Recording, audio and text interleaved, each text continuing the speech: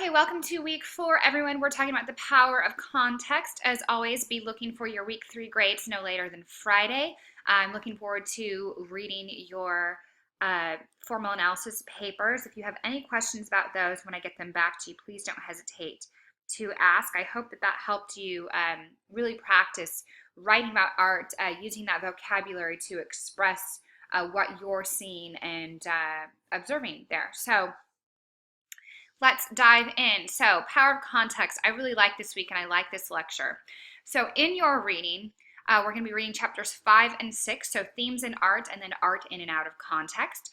Your lecture is a bit shorter this week. It's about 36 minutes or so. So here are the lecture slides. Again, make sure you download those so that you can follow along and click on any links as they may come up in the lecture video. So you can click on this link here and that will take you to YouTube, or you can just watch it right here in Blackboard. Look, much shorter list of vocabulary this week, just a few terms. So we're done with those huge long lists of vocab. We've got that under our belt, so that should be really helpful at this point. Artist of the week, this is optional this week. There are no questions that have to be submitted. It's Leonardo da Vinci, so I want you to view the clip and then you can either view it here or follow this link. And then I've given you a couple of websites to explore about the Renaissance master. So if you do choose and have time to engage with this material, make sure that you consider how Da Vinci has left a lasting legacy on not just the world of art, but the world of science as well.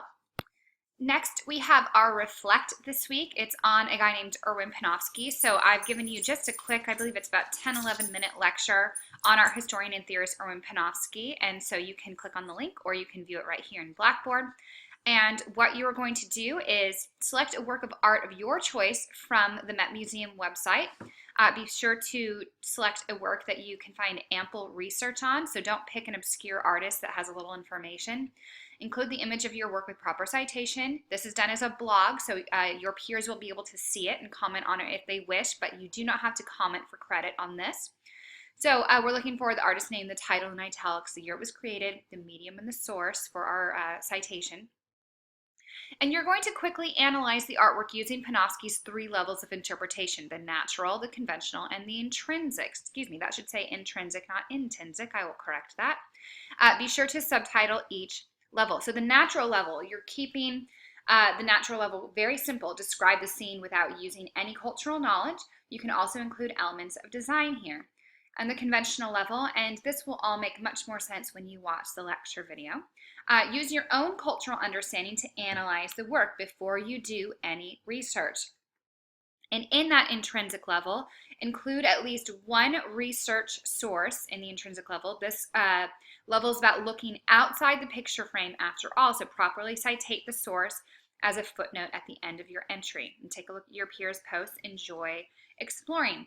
So really it should be that your natural level is quite short. It should only take a couple of sentences. Your conventional level may take, a small paragraph, 4, 5, 6 sentences. Your intrinsic level is going to be a good paragraph that I'm looking for. So all in all, this is only going to be about a page worth of work. So it doesn't need to go over that. I want to make sure that you're spending enough time on your project this week that is your out of context project. Any questions about this assignment or about Panofsky in general, please let me know. Okay, we have an out of context project. So you're going to use the Google Cultural Institute, which I talked to you about briefly last week in our announcement video. So you can go through and you can explore all kinds of works of art here. So for example, here's The Birth of Venus by Botticelli. Really iconic work of art, and as usual you can pick something to kind of zoom in on. If you wanted to zoom in on the seashell and her feet and see all those incredible details that are present within the painting, you can do that. And then also there's lots of information about the artist and the work of art in general. There's always, sometimes there's videos, etc. So getting back to the learning activity, so you're going to select a work of art to research. It can be from any time period and any geographical location. Again, you want to make sure that it's something that you can find some research on, so don't pick something too obscure. This is, an object lesson. This is just practicing after all. And this is going to be a 2 to 3 page paper, and you're going to complete the following. 1, briefly describe the context of the image. So this would include any social, political, personal, or historical factors that went into its creation. This will require a bit of research, so again, be sure you select a work that you can find enough information on that you feel confident you can write about it. Number 2, describe how viewing your chosen work through the Google Art project might change the way we interact with and understand the image. So how is seeing it virtually rather than physically being there, how does that change your experience? Is it better? Is it worse? Is it just different? So take some time to explore that idea, because the World Wide Web is a really important cultural tool nowadays, and we want to take some time considering, how that works for us now. So number 3, I want you to use your imagination. This is where the fun part comes into this assignment. Well, hopefully it's all fun, but this is can get a bit silly, and that's okay. So what you're going to do is take your work of art out of context and place it somewhere else. So for example, how would a Renaissance audience react to seeing a Picasso? What if Michelangelo's David was presented at the circus? Describe how changing the context of the artwork could change the way we understand it. So we're kind of exploring its original context, the context we're viewing it in for this assignment, and then we're using our imagination to consider how the meaning might change if we changed the context of the art object. Be creative, have fun with this. So include a title page formatted either to MLA or APA style guides. I don't care which one you choose, just pick one and be consistent. It is going to be submitted as a safe assign, so it will be scanned for plagiarism. So if you're using any outside research, which I encourage you to do, just make sure that you are citing it appropriately, not just in a works cited section, but in the body of your text.